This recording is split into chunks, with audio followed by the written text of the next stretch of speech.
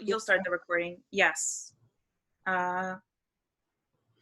Can I get everyone's names real quick just so that I can pronounce them correctly? Sorry, it's like a pet peeve of mine. Sure. Mine's Catherine Meyer. Okay.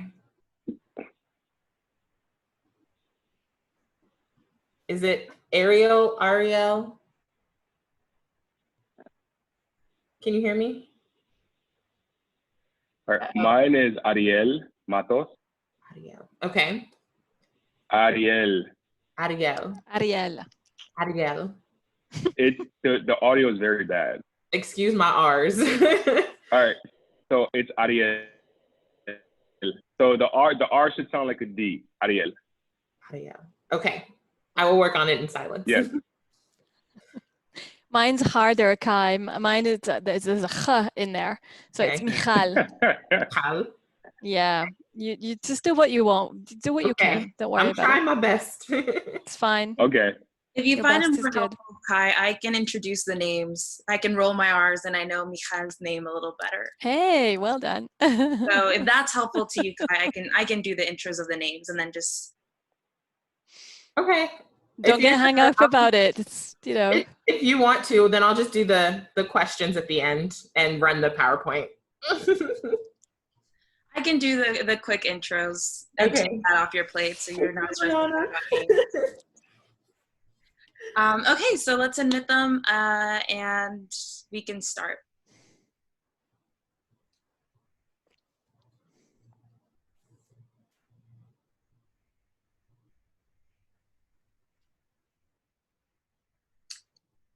All right, everyone is joining in slowly, but thank you to all of those who are joining us today for our third day of our Diversity Forum Advisor Week.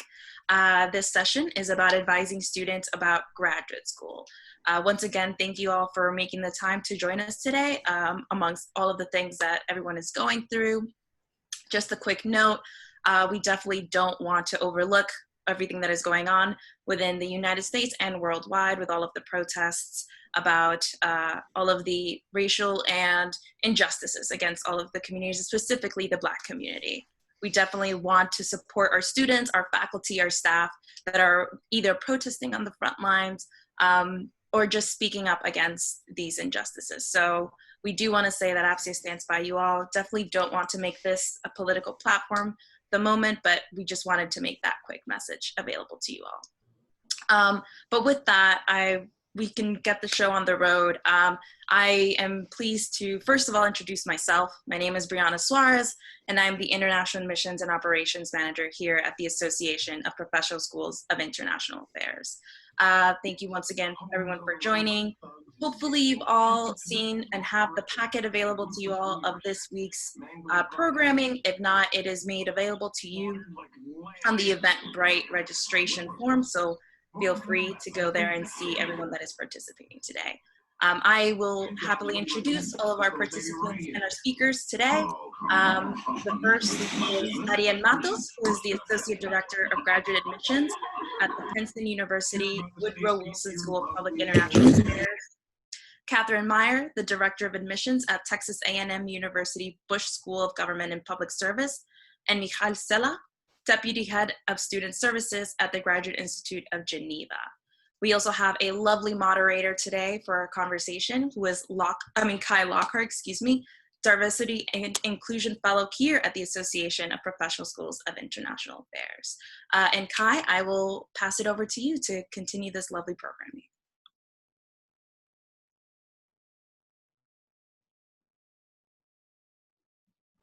Excuse me, I forgot I muted myself. We're going to go ahead and get started with our conversation. If at any point in time you all have any questions, please feel free to leave them in the chat. I will also be moderating that as well. So I would like to pass it over to Michal to start about the conversation about why graduate school and choosing the right program.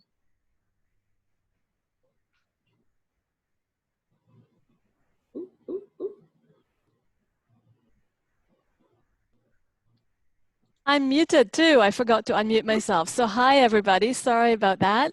I hope you can hear me from across the big pond. I'm here in Geneva in Switzerland. I hope everybody's all right. I have 10 minutes for my slides, so I'll get started right away. So why choose graduate school? Lots of reasons why our students choose graduate schools. You know, I think it's difficult to think about doing graduate study without, you know, first of all, there's an interest, there's a passion in the subject. You know, you studied something at an undergraduate level, you know, life is happening, work, you know, interest, personal interest, and there's just this passion, this want to continue to deepen the knowledge and to continue to interact academically. So I think, you know, before anything else, there's that motivation to continue the academic journey for whatever reason. If we look at kind of more you know, down to earth reasons, yes, we know that getting a graduate degree is definitely something that is going to help develop a career. There have been studies done industry-wide that show that people who have holders of graduate degrees can look at a salary increase. So we looked at one study that is noting about an 18% increase. Another study is a 30% increase. Certainly this is something that can very well signal a jump in the career and access to higher profile jobs, etc. For some jobs, it's actually a requirement. So sometimes, whether it's a public service, a government job of a certain level of responsibility, there might actually be a requirement to hold a graduate degree. So career advancement is definitely something that is going to be taken into account. Obviously, our students want, you know, to look at what's the outcome, what's going to come out of my doing this. Other students that we're seeing are looking at really deepening the academic experience, deepening the knowledge in the subject. Some students, at least at our school, are doing the master degree as a first step before going on to do a doctorate degree, a PhD. So, you know, again, there's another focus. These might be slightly longer degrees as well that have maybe a bigger focus on the academic, on the research side, and so on. So, you know, master degrees come in all shapes and sizes as well, and respond to different needs and different interests. So these are the different reasons that we're seeing in terms of the motivations for students to come into graduate school, and I'm sure there are others that you're encountering as well. I don't think I can switch the slides. Thank you. Don't actually know who's doing that. Kai, is that you? Thank you. Okay, so in terms of the preparation to apply for graduate school, as I was reviewing these slides, it occurred to me that when I used to recruit for undergraduate programs, you know, the process that we were describing at that point wasn't all that different to what we're doing now when we're looking at graduate school. You know, you need to do your homework, you need to prepare, you need to do the timelines. So if we dig into that a little bit more in detail, of course, students need to go through the process to find the program or the programs that interest them at the right schools for them. You know, research and look at what the program has to offer, and how does each program, how does each school, how does each location respond to their needs and their interests. We're looking for the right match. Schools will have different deadlines. I think, again, students who have come through the undergraduate admission process, there is no rocket science. We're looking, we'll go into the list of documents that we need in just a minute, but just like, you know, at the time, again, schools will have different deadlines, will have different requirements. If students still need to sign up for standardized tests, so they need to look at all those different deadlines, work with calendars, and, you know, sometimes they're looking at a number of moving targets all at the same time. So to manage all of that on a calendar or on a spreadsheet, they now have the tools to manage that process. We all know that a certain level of self-awareness is needed as well about the student's own situation. So passion and interest and motivation is one thing. We also need to take a look at finances. What is the price tag on doing a program at a certain school at a different place? And, you know, what can I afford at this point? How am I going to finance this? We'll go again into a little bit more detail in a little bit later on in the presentation. So all of those things are very, very important for students. Again, we're looking for the right match. We're looking for, you know, what is the best offer for what I want to do, what I'm able to do, that will get me to meet my objectives and my goals for my career and for my professional life later on. Thank you. Again, this slide reminded me very much of, you know, the conversations that we were having a little bit early on when we were looking at, you know, when students are applying for an undergraduate degree. So, you know, going through the 5 W's, the what, where, why, and how, and all of that, you know, looking at the structure of the program. Like I said, some master degrees come in a 1-year format and they're a little more condensed. Other, like ours, are spread over 2 years and have maybe a slightly bigger research component in them. Everybody will enjoy a different kind of program. What are the admission criteria? How selective is the school? Are there specific requirements in terms of the bachelor degree? I know that a lot of schools ask for specific work experience as well. That might be something that is required or maybe not. So looking at my own experience, looking at whether I have what is required to be qualified. You know, the location, as we say, that's important as well. There is something about the campus, something about the facilities, the living environment. Is it a city? Is it a small place? Of course, but also, what is the network that is available? What are the work opportunities? What are the professional opportunities that are available locally? Where is the school? Where is it on the geographical map? Where is it on the map of the area that they're teaching as well? So, you know, again, looking at the kind of environment. Is it a big school? Is it a small school? How big is the graduate program? Is it one program amongst a whole host of faculties? Or is it a very specialized, you know, again, that will have an impact on the environment and the kind of study experience that the student will have there. We talked a little bit about the finances in terms of the tuition, but also in terms of the living expenses in the place where it is. How far is it from home? What about travel? Is there going to be an exchange component or something, you know, some study abroad component that again will have a different price tag, etc. So all of those things come into it. And of course, what we said before, where, you know, how does this program allow me to reach my long-term goals in terms of my professional development, in terms of my career?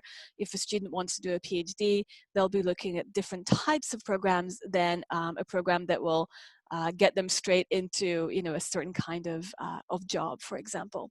So again, looking at what are the alumni doing, what are the career folks saying, what are the career advising opportunities, what kind of connections does a school have in a professional network for internship opportunities. All of those things will give good ideas to students about the kind of outcomes, the kind of opportunities that will open up at the end of the program, at the other end. So before, yeah, so this is, we're going to talk a little bit about the preparation, how to prepare to apply, but before we close the chapter about the research, I think, again, where to find all of that information, the school, the websites, the social media, but I think it's really, really important as well to keep in mind the alumni network. These are the success stories and the testimonials that will really tell students about the kinds of experiences that students can have there. There's one other little factor that I just wanted to mention when talking about the types of schools and finding the right fit. And this came to me in a conversation I had this year with a student. This was the work study student working with us in the admission office here in Geneva. The student is from India. And in one of our conversations, she said, you know, when I was preparing to come to the Graduate Institute, I really thought that your school was going to be a lot more, you know, it was going to be a lot more activism. I said, well, you know, hang on a minute, let's talk about that for a minute. What does that mean? Because that can mean a lot of different things for different people. And she said, well, here in India, at least where I live, you know, when we talk about university studies in this area of international affairs and political science, you know, we always imagine students marching in the streets and having a lot of political involvement. And this kind of made me smile because we're in, Geneva, and we're very, Switzerland is neutral, and there's all that diplomacy going on around us. Our students don't march in the streets, but in fact, nobody in Switzerland does normally. And it's not the type of school that we are. It's not something that characterizes us. If you look at schools in other countries, in other cities, if you look at, there's a famous school in London, for example, that I'm thinking of, that is known for its very strong political involvement and engagement, for example. And some schools have that color, that hue of opinions, of history, etc. And some schools don't. And I think that's another type of environment that students need to realize that they'll be coming into. And when we ask students, is this the kind of place where you can project yourself for the next year or 2 years? Is this the kind of place where you'll be making the right connections for your career goals?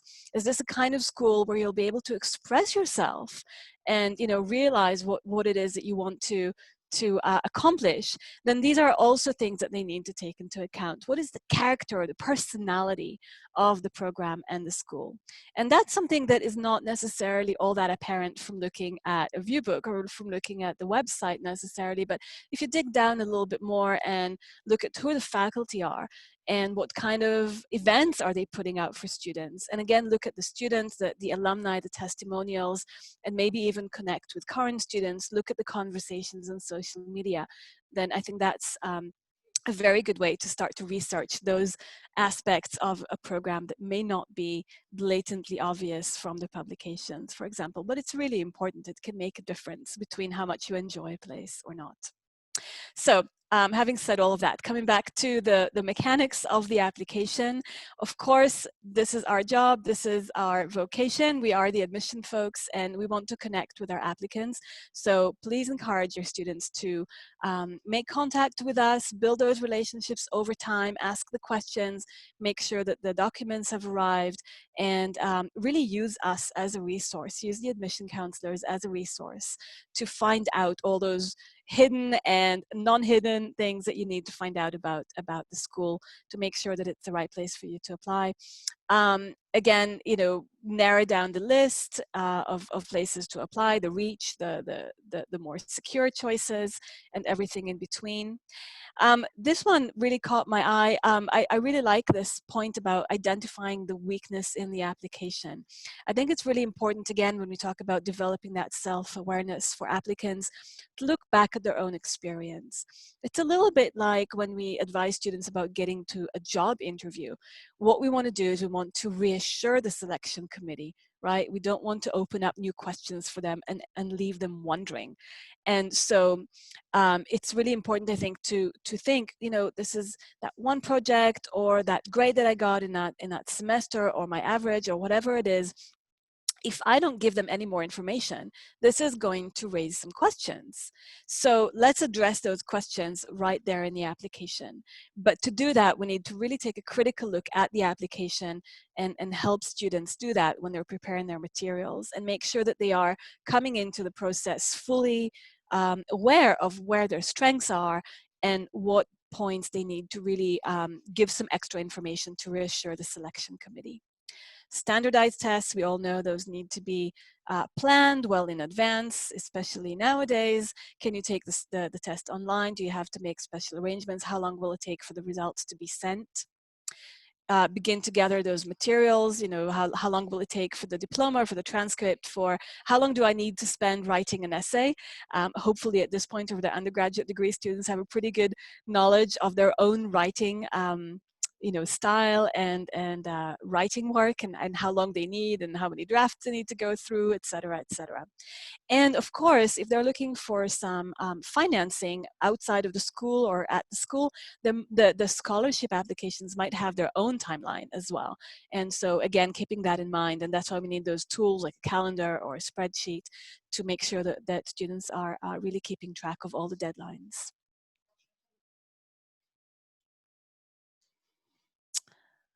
Okay, and so like we mentioned, these are all the different documents. Again, the list is not so different from what they saw when they were applying for a bachelor degree, but just to make sure that they gather all the materials and that they leave themselves enough time to you know, make sure that everything arrives on time, especially the standardized tests.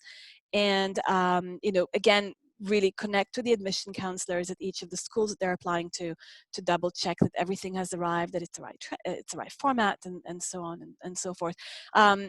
You know, just to plug in a little bit about the health crisis that we're in now, and we all know that a lot of universities and registrars' offices have not been operating fully and normally for the last few months. And we have a lot of students asking us, you know, I don't think I'll be able to get that final transcript for you.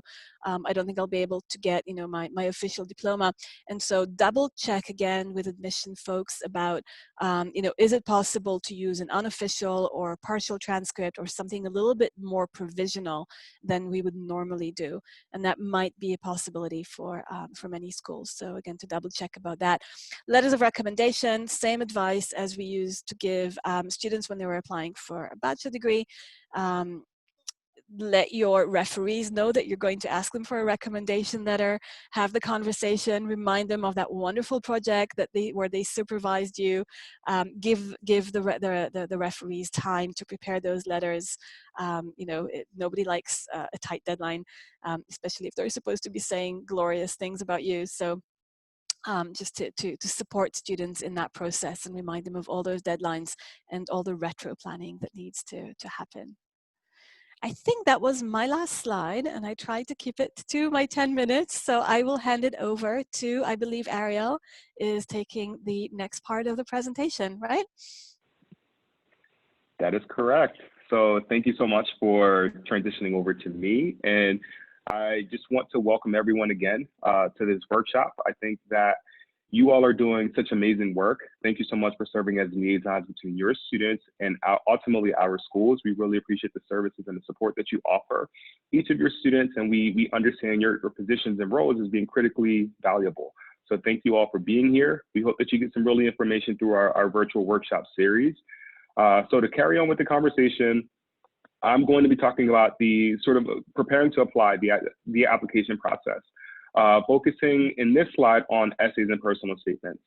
So when your students are beginning to consider which schools they're going to apply to, you know, they really need to do a sort of a self-evaluation to get a better understanding as to some of their work and volunteer experiences, some of the places in which they've worked, especially understanding any correlations between any employment that they've had and the particular programs that they're looking to apply into. I work at the Woodrow School of Public and International Affairs at Princeton University. So naturally, we look for students who have an exhibited commitment towards public service. So any jobs or opportunities that they've had where they're exhibiting this commitment to public service, we would like for them to emphasize that during their application. And I could say the same thing for all of my partner colleagues who are currently on this call. They want to consider any life experiences, anything that may have sort of incited their commitment to public service. Anything that draw upon their passions that they've experienced throughout their lives. Again, that is guiding them on this path towards a career in public service or whichever other graduate field it is that they're interested in pursuing. Coursework, it is important for them to consider any academic coursework that does pertain towards that graduate degree. Again, at the WWS, we really value students who have taken a quantitative courses throughout their undergraduate experience. So any students who have taken microeconomics, macroeconomics, any political science courses, we want students to be able to outline those on their applications, because that would be sort of, it would give us a greater level of understanding that they have an idea as to the type of coursework they're going to encounter when they're sitting within our academic classes. Any projects that they may have done during their undergraduate careers, any research projects, any service projects, all of those things will be valuable in contributing towards their graduate experience, and also any foreign languages, especially if you have any students who are thinking about entering into international policy, international affairs. You know, having proficiency in multiple languages would certainly be a benefit, and it would be an added layer to their participation in academic setting. It is important for them to be able to convey their passions. What do they want to study, and why does that topic excite you? Like, it's one thing to be able to say, you know, I want to attend the University of Texas, or I really want to go to Princeton University because it is such a great institution. Well, for us as graduate schools, we want to know why in particular do they want to attend our institution? You know, so the next portion of this is, Why are you interested in our school? Why specifically this program? We want to make sure that students are really invested in the academics that they're going to receive, and also in the social and professional networks that they're going to receive from our institutions, as opposed to just that name recognition. We want to make sure that we're going to be a great fit for the students, and also that they are going to be a great fit for us. You know, I've been working at admissions for a number of years at this point. I've worked at the community college level, the undergraduate level, and now at the graduate level. And I've come to learn that this process of students applying for school, it's much like to think of it as a dating relationship. It's a courting process. You want to make sure that you want to have an idea of what it is that you're looking for, and you want to make sure that the schools in which you're applying and ultimately enrolling will ultimately have that on offer for you. Right, so we want to make sure that it's going to be a good relationship between our institutions and also between the students. Right, so they have to have an understanding as to what is motivating them to go to grad school right at this very minute. Unlike undergraduate school, graduate students can come from many different time periods within their lives. Right, we do have a small percentage of students who are coming directly after undergraduate school. We have some students who go into the workforce and work for 5 years or 10 years before applying into graduate school, right? And we have some people who are sort of mid-career. Maybe they worked within their respective industries for the last 15, 20 years, and they want to go back to school to get some additional information that will help propel them and move them forward into senior leadership level status within our organizations, right? So we want students to be able to convey why is right now the appropriate time for them to consider graduate school. Right, and then ultimately we want to know what will they do with the degree once they've achieved it. You know, we want to admit students who have a plan, at least have an idea as to what it is that they're going to do with the degree, because as institutions, we want to make sure that we're going to be able to prepare them, to give them the adequate tools to be able to transition from this point in their lives to the next. So again, we want students to be able to clearly convey what it is that they would do once they have earned that master's or that graduate degree. So for students who have begun that application process, they realize that they have a month to go before applications are due. The words of advice that we have for them is to begin finalizing all applications for admission. At every institution in which I've worked, it drives me crazy that a great percentage of students will submit that application within the final hour, the final 2 hours right before the deadline, right? So as advisors, as college counselors, if we could encourage you to do one thing, it's please encourage your students to not wait until the last minute. Because if they're waiting until the last minute, let's say that there's something on their application that they may have missed or something that they would like to change.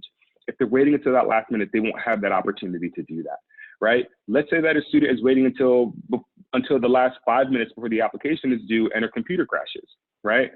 At an institution like Princeton, and I would imagine at many other institutions, the deadline is the deadline. There is nothing that we can do once the deadline passes. So please make sure that they're taking that month before the applications are due to finalize their applications, to collect all those necessary materials, to apply for any scholarships or financial aid opportunities that might be available to them, right? They want to make sure that they're checking in with their recommenders.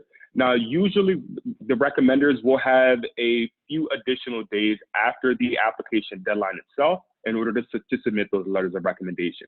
But again, they don't want to wait until the last minute to do that, right? If necessary, they should be looking to update their financial plans, and also making sure that they submit all requested materials and only those requested materials, right? I remember that last year we received, in an application, we received a student submitting artwork that they completed. It had absolutely nothing to do with their application, right? So we encourage students to really pay attention to what is being required of them in the application process and to submit that and only that. If there is an additional piece of material that you feel would really highlight you as an applicant, you know, we encourage you to reach out to the admissions office to ask that question, to share that information, and then the admissions team can share with you whether or not that will be an appropriate piece to include within that application. But again, give yourself enough time. Don't wait until the last minute. You know, that will afford you so many more opportunities to engage with the admission staff, to maybe even plan a campus visit before actually submitting that application, right? So and now, if you're working with students who are going to be seniors in the coming year, I would even have them begin working on a resume or a detailed CV even now, you know, where they can start collecting it and compiling all of this data so that when they start submitting their applications, they already have it on hand. They don't have to wait until the last minute in order to do that.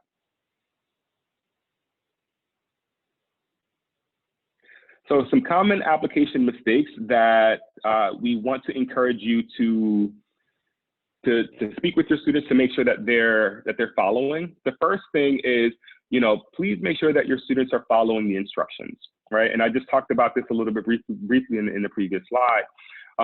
Make sure that they're submitting only the requested information, no more or less.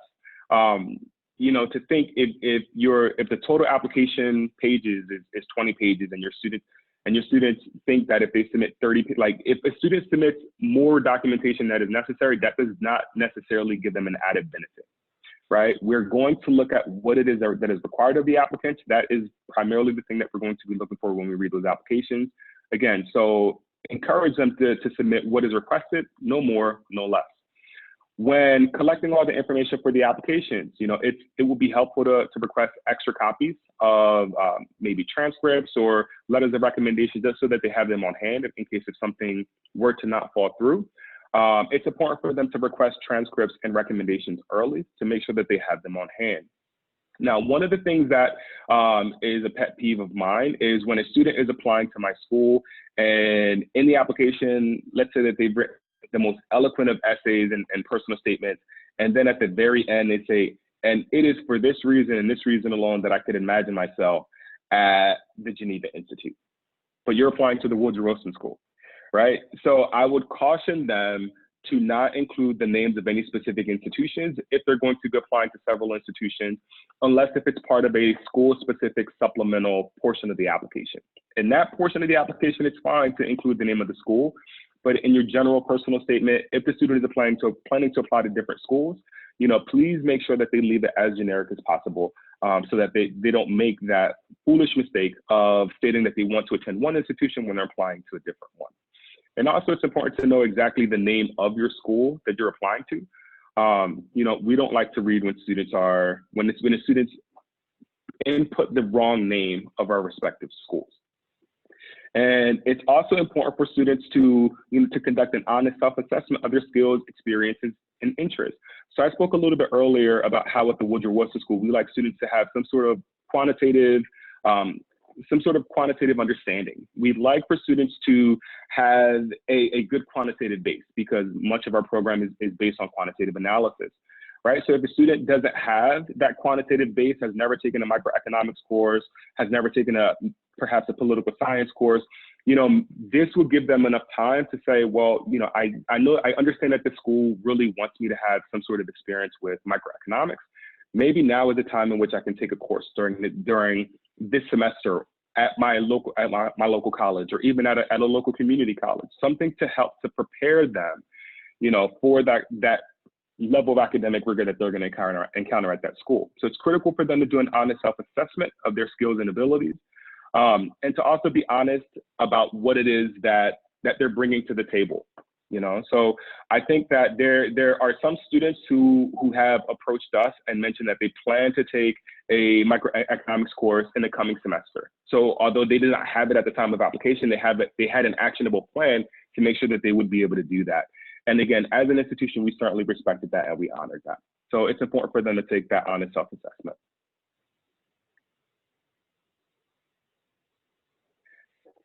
And then I believe this is my last slide. So after the deadline, it's important for the applicant to confirm that all of their materials have been received by their respective offices of admissions. You know, make sure they check their student portals to see that all the application materials have been received, that if they've applied for any scholarships, that all the financial data, all the essays, all the letters of recommendation have also been received. It is a very, very nice gesture to make sure that they thank all of their recommenders. Letters of recommendation certainly take time. So it would be very helpful for them to, and again, also a very nice gesture for them to reach out to those recommenders and provide them with just a simple letter of thank you, and even an update regarding their application status once they do hear back from the school. If they're applying for any financial aid or any financial support programs, it's important to make sure that all of that information is in and up to date. and also to continue learning about programs, right? So as offices of admissions, we like to know when students are very interested and invested within our programs. So again, reach out to offices of admissions, don't bombard them, right? But to send an email to say, you know, I'm very interested, this is what I'm currently doing to help support my candidacy into your program. Those are all things that will ultimately help their application and candidacy into those respective graduate schools. All right, so thank you so much for listening. Next, I'm going to turn it over to my colleague, Ms. Catherine Meyer. Take it away. I think actually this might have been yours as well, but that's fine. What schools are looking for. So this is important just as an overview. The aptitude for study, there's many things that our universities are looking for in these programs, but knowing that students are a fit for the program and can do the work. There's nothing worse than taking a chance on a student and setting them up for failure when they don't have those basic skills like the quantitative analysis when you're a quant heavy program. So making sure that you've talked to your students about what it is required of those degrees and in those courses to make sure that they can do the work and that there is a good fit for that. Also, that clear sense of professional direction. You don't want students who are straight out from undergrad who graduate and go, I really don't know what I want to do with my career. Grad school makes sense. Let me just go there. And there's really no sense of story or purpose. You're just a grad school and they're going to weave in and out of classes and maybe not have a path when they graduate of where they want to go and what they want to do. Sorry, my light keeps going off. There's also a chance of success in the program. We just covered that. And the experiences and perspectives that will help others succeed. So it's all about, do you need to take a step back and maybe go through this and take a year off, take 2 years off, get some personal experience in here, bring something to the classroom to contribute where it's not just theoretical. It's something practical you bring to the skill set, to the classroom. And we love to see that in our programs. The faculty want to have that in the program. So don't feel like if other friends and family are, hey, you know, what's the job market like? Well, I don't know if I can find a job out there right now. It doesn't necessarily mean that you have to go to grad school to fill in the gap. Life has a way of figuring its own nooks and crannies and figuring out which way to go, and you're going to get to grad school when the time is right for you. So I guess the important part is just be prepared for this. Grad school is a sprint. You are definitely 2 years goes like that, and before you know it, you've got to have a life plan figured out and know where you're headed. So be ready for that. But I also know that finances plays a big part in that. So I'm not going to profess that I'm an expert in finances. But I do know in working with these programs, every school is different and grad school is expensive. So when you're talking about when is the right time to go to grad school, just remember a lot of programs are going to cost you something. Not everyone's going to be Princeton. That allows everyone a full ride. Great. We are generous. I know in our scholarships that we cover everyone at Texas A&M, Bush School, with some form of scholarship. But again, that's not always the case for a lot of these great institutions that have great names behind them, great resources, and it may be worth taking out the loans for those. So we're going to talk a little bit about how to pay for school, but I will profess that a lot of times you will have to encourage your prospects to go and work with financial aid because it is a little bit different at the grad level. For one thing, graduate school is considered a little bit different when it comes to aid because you are no longer, for most people, going to be someone tagged onto your parents' FAFSA. You are now considered independent, so you're basically destitute for a lot of people coming in. And so you're going to qualify for loans and just realize sometimes students are going to have to take those on in order to afford it, especially when you add in that cost of living at some of the schools where they're located. So when paying for school, there's basically two sides of this. One is merit aid, and the other one is the need-based aid. So I'm going to start with the merit aid because a lot of the programs that when you compete, I know, for instance, when students apply for us, there is no separate scholarship. We consider everyone just outright with their regular application. but some schools do have separate steps that students will have to find out, what do I need to do? What do I need to turn in? Do I have to have some kind of support document of how much money my parents make or I make in order to qualify for those need-based aid? So the merit usually is considered primarily on your academic factors. Usually it's more of the GPA, GRE, somewhat with your experiences, what you bring to the classroom. And some schools only give the top 20% these prize-winning scholarships, and the rest you're on your own. So you'll need to work with the school in finding out what opportunities exist for those and whether you do have to apply for them separately. But hopefully most of you can qualify for some kind of merit aid. The other option of that is the need-based aid, which is now when you come into, if there's a separate consideration where you will have to submit some paperwork based on your situation monetarily, and they can provide money based on need. Not all schools have that. Sometimes that is just done through the financial aid office, but talk about those two things. Another great option that is at that graduate level is whether you want to work, and that is usually what is called a grad assistantship. There's all kinds. There's research assistants, there's teaching assistants, there's non-teaching assistants. I know some of our students are actually also working on campus through other organizations, and they're maybe doing residential assistance where they're working through some other opportunity on campus that doesn't relate to us. So if they're doing that, they're probably working around 20 hours a week and receiving either a stipend by month or a paycheck every 2 weeks by turning in hours. So it just depends on how that is set up. Sometimes those assistant positions also include insurance. So find out if that covers when you are becoming an assistant and whether it covers any of your tuition. So 9 hours of tuition is covered by hours as well. So those are great opportunities because you're also able to build your resume and some of that research option, particularly if you are going on for a PhD. But again, not every school has it. So you need to look and see if that's available to both years coming in, or if it's something that is only given after you apply to it and maybe have done a year of schoolwork and now they offer them. There's also the assistance provided by the central part of the university. So Texas A&M, for instance, has some of their own scholarships that are available for students.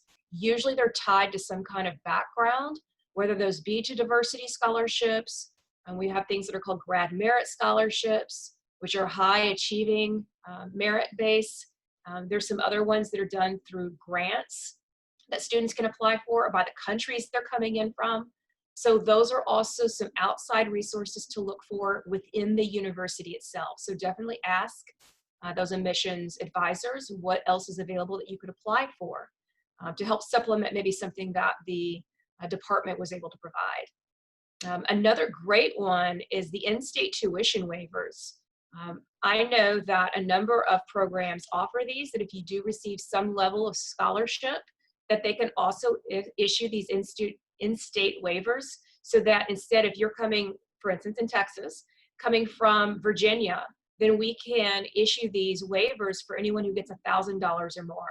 So because we offer scholarships to every incoming student in our two programs, we are able to offer this. So that saves students $12,000 right off the top. So it evens the playing field that students can look to go anywhere across the nation for their graduate education. So those are awesome opportunities if students apply for those and ask if their institution offers it.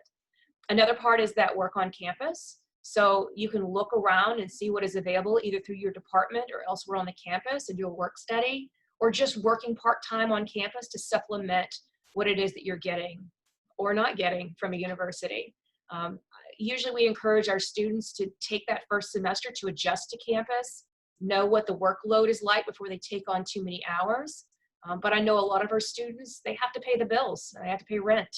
So they may be working somewhere between 10 to 20 hours, somewhere on campus or maybe on a job in the community.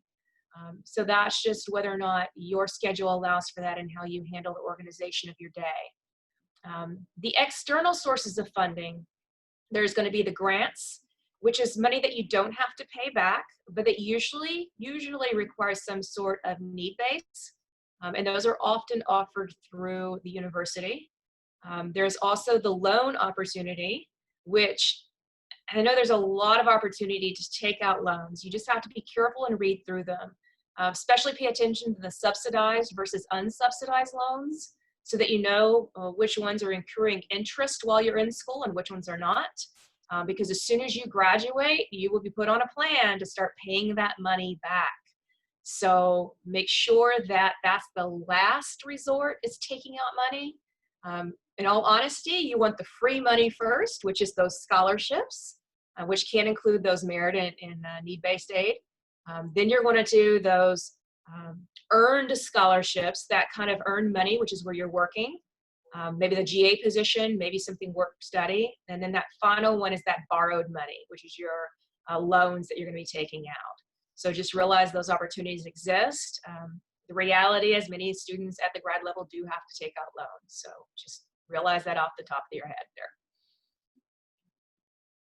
And then there are some opportunities for paying for school that if you go through some different organizations, particularly at the career level, Pickering and Wrangell are scholarships that are offered for people who are looking for the State Department. Those are particular diversity awards. So they're looking for the right kind of student and fit. They are highly competitive, but they are also substantial in the awards that they offer. So I believe Pickering and Wrangell are somewhere close to $40,000 a year. And so that's a pretty hefty scholarship that can help pay for most of your tuition and fees at most universities, and sometimes the living costs, depending on how expensive and private versus public institution. And then the Payne Fellowship is one for those that are looking for the U.S. Agency for International Development. So USAID, also working for the federal government. I just looked that one up, and I believe it is around $96,000 for 2 years. So also a very substantial help if you can apply for and earn one of those. There's also the Coverdell Fellowships and the programs that go with that. So I know, for instance, that Texas A&M is part of the Coverdell Fellows. So we are looking for returned Peace Corps volunteers, and we promise a certain amount of money or to pay for a percentage of their costs when they come. And there's a whole list of schools that also have signed up for that. So if you're a returned Peace Corps advisors, make sure that you're talking to your students about that. That's also a great way to take that break from school and go do something and come back, and also have an opportunity to get some additional funding that's unique to them. I know that AmeriCorps and City Year and others are very similar to that as well. The Organization of American States, you're looking at the Latin American, Central American countries and people who come from there, and whether they want to pursue graduate or doctoral degrees and the money that's available. So looking at that option, they're coming from those countries. Baltic American Foundation scholarships are also another option.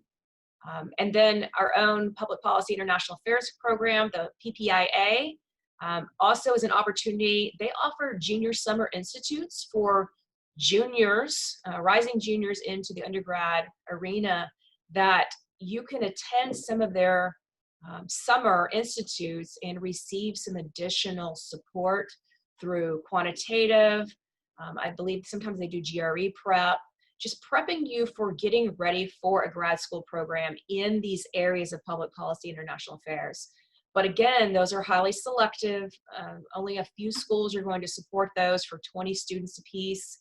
But there's a lot of us who also offer our own type of summer or fall or spring opportunities where they'll bring students in for these public service institutes or programs, where they'll also introduce you to some of the foundations of what our programs are looking for in a program. So look for those opportunities. I know PPIA, for instance, we promise them a certain amount of money come in, and some of them receive pretty significant funds if they get through that program and do well in it. So look for that. I know our own APSIA, it'll be on the next slide that we'll talk about, but just want to mention it here because anytime I do a financial aid presentation, I always mention that they've got about 85, 84 scholarships on there that summarizes so many things, and just look them on that website, and it's on the next slide that I'll pass it on over. But definitely utilize the resources for your graduate program and for these organizations. They're a great resource for your students. And that's all. Thank So you so yeah, thank you, Kai. I think you're next, right? Yeah, so I just want to remind everyone, here are the links to our wonderful panelists' institutions, the Graduate Institute, Princeton, and Texas A&M University, as well as some links to some APSIA resources that Catherine had mentioned earlier. So we do have events, fellowships, scholarships, and other graduate programs that you can look for on our website. We are also on the following social media platforms, so we definitely encourage you all to stay connected with us. At this point, we will move into a question and answer portion. So if you all have any burning questions that you want answered, please submit them in the chat and I will read them to the panelists. I have some pre-prepared questions as well. So our first question, how can advisors know whether or not to recommend graduate school to their students? Anyone can take this question.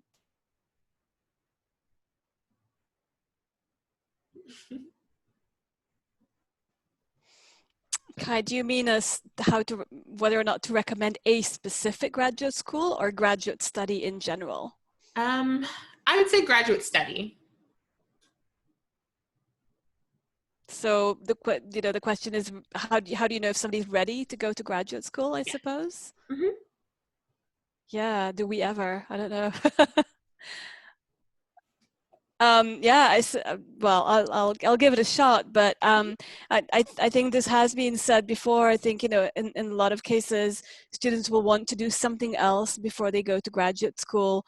I think, Catherine, you said that, just to make sure that graduate school is not, kind of just taken for granted and something, oh, I enjoyed my undergraduate life, and let's not end this. Let's continue and go on for another degree. There's got to be something else that's motivating the students. It's way too much of a commitment and an investment, to just go into a program in terms of the money, but in terms of the emotion and the work, and 2 years out of your life, you could be doing something else. So I don't think there is obviously an easy answer to that one, but I think just by having those conversations and making sure that the project is mature in some ways, we don't need to have everything mapped out, but we need to know that there is at least some good thought being put into this project, and that it's a little bit of projection. I've imagined some scenarios. This is one. I've got some other options. I know why I'm doing this, and this is what I'm hoping to get out of it. Hey, Kai, and I also want to say that not everyone is going to have the stellar 3.5 and above GPA. We take chances on people who have below a 3.0. Sometimes they're 2.7, 2.8, and they get out of grad school with a 4.0. So you can't always go just by that GPA. I think that passion and commitment really has to be seen. And if they're ready for it and they've just experienced an epiphany of I did undergrad in biochemistry, but I enjoyed the organizations and the events that I did, and I'm passionate about that, and maybe they're going to turn a switch. And as long as they come in with those skills, they can succeed. So just make sure that advising wise that you don't necessarily put them off just because they have a lower GPA, but you do need to talk about the reality of they probably will need to take that GRE or prep or have some strong letters of rec and just whatever in terms of gaining some experience before they go back to the classroom. And if I could just add one additional thing on there, I would say that it's critical to understand their why. Like, why graduate school? Why right now? If a student is saying, well, I don't know what else to do after undergrad, I don't have a job lined up, so I'll just go to graduate school, that's really not the best reason for them to want to go to grad school. If a student says, well, I just want to go and I want to make additional money, and I know that getting a graduate degree will help me get there. Again, also not a really good reason why. There has to be some sort of investment that they have within that particular school and also within that particular field, because a lot of graduate schools are going to look and see how can the student contribute to the academic classroom outside of just academics. What types of professional work experience can they bring into that setting that will help to support the level of learning taking place within that respective community, right? So have a student understand their why, walk them through that process. And then if if this, you know, and then also make sure that the student understands what is required of them in terms of applying to graduate school. Again, if a school like the Woodrow Wilson School is requiring that they have a minimum of 2 to 5 years of work experience, and they're graduating just this year, you know, then it doesn't make any sense for them to apply right now because they wouldn't be a strong candidate for our schools. You know, so just understanding those things will help you all as advisors, you know, sort of support and advise your students throughout this process. If I can jump in back to this question, Ariel, thank you so much for mentioning those things. There is a flip side as well.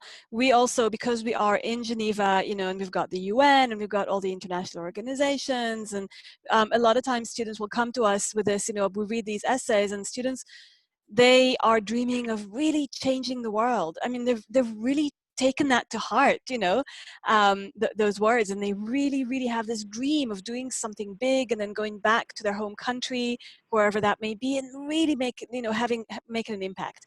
And it's difficult sometimes when we read these applications.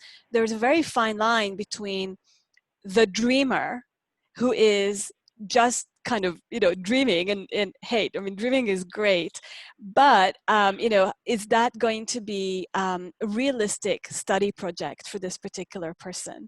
So yes, you know, Kofi Annan came here, and you know, the UN is down the road, and you can actually come out and make something incredible. But before you do that, you're going to have to get through the classes and the research and the lectures and the writing and the presentations, and maybe do some field research and so on and so forth. So we really need to see also that it's a realistic project, and we want to see some proof in the track record that the student has the grit and has the academic ability, you know, or at least the demonstrated potential. Again, the GPA is not necessarily the most important thing, but you know, can they actually take a project, this dream, and turn it into something real? And that project could have been a paper that they had to write, or it could have been, you know, a volunteer experience. It doesn't really matter what that is, but that it's not like something more than a slightly naive and wonderful you know, plan, but that they can really follow it up and do the work. So it looks like we are running short on time, but I do want to leave our participants with some final thoughts. So what is one thing about your school and your programs that you want our participants and advisors to know?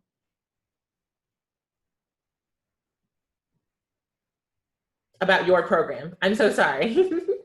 What is one thing you want them to know about your program specifically?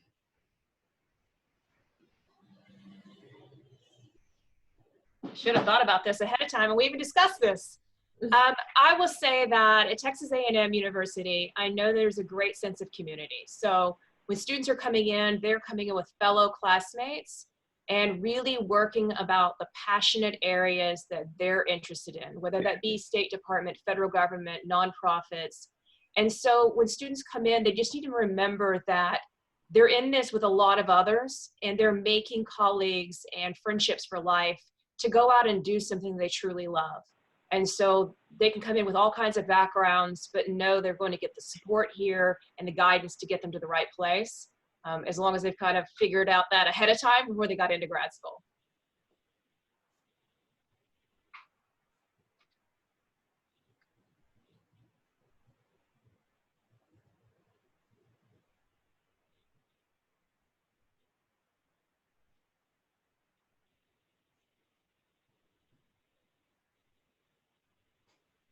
Okay, I'll go. I guess Ariel is waiting for me to speak first. Well, the Graduate Institute in Geneva, Switzerland. I guess two things. I guess two words that I would leave you with.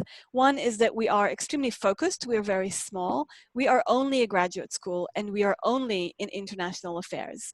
So we have 6 programs, and all of them are in international affairs, 7 programs. We don't teach anything else, so we're not a comprehensive university. This is all we do, and we only do master and PhD programs. So this is about as specialized as it gets. And the other thing that I will say is international. our students come from all over the world. Only 15%, 1-5, are actually from Switzerland. And Switzerland has 4 cultures in it anyway, to begin with. So our students are literally from all over the world. It's not like a student coming from the States would be assimilating or immersing themselves in Swiss culture. They're not. They're going to be immersing themselves in the cultures of the entire world.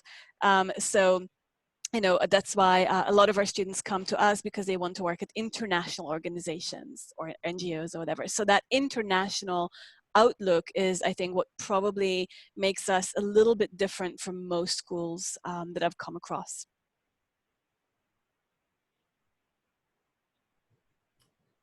All right, Ariel? Okay, and I will close things out from our perspective. I'm sorry, I'm experiencing a lag.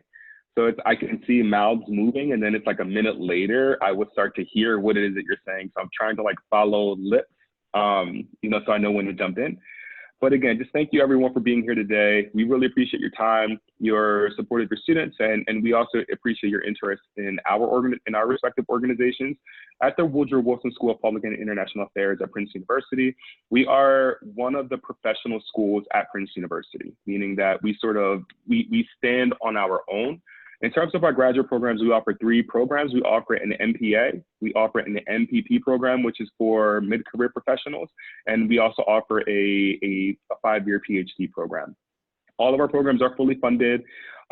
We also offer a generous living stipend for all of our students. We really want to make sure that our students are graduating from Princeton unencumbered by student loan debt. We want to make sure that if they're interested, that they can pursue their interests of public service positions without having to pay back any graduate student loans. So we really support our students. We are committed to diversity, equity, and inclusion at the university. We have lots of programming available to support our students, not only academically, but also socially and civically. So if you're interested in the Woodrow Wilson School, we encourage you to reach out to us, connect with us. Let us know what your questions are. If you have students who are interested, we'll be more than happy to talk to them and to help support and guide them along the way. All righty. Thank you all so much for being with us today. At this time, I would like to turn it over to Carmen, the Executive Director of APSIA. Thank you, everyone. Thank you particularly to our panelists for their wisdom and our advisors for joining us. I also want to say thank you to all of the sponsors of our Diversity Forum who make this event possible, particularly the Open Society Foundations, Princeton's Woodrow Wilson School, the Robertson Foundation for Government, Texas A&M's Bush School, and the University of California, San Diego School of Global Policy and Strategy. We look forward to seeing you all on day 4 and day 5 of our Diversity Advisor Workshop. And with that, I'll close it out. This recording will be available, as will all of the resources, on APSIA's YouTube page. And we look forward to continuing the dialogue with you, not only this week, but in the future. Thanks everyone so very much for being a part of today's session. Thank you. Bye.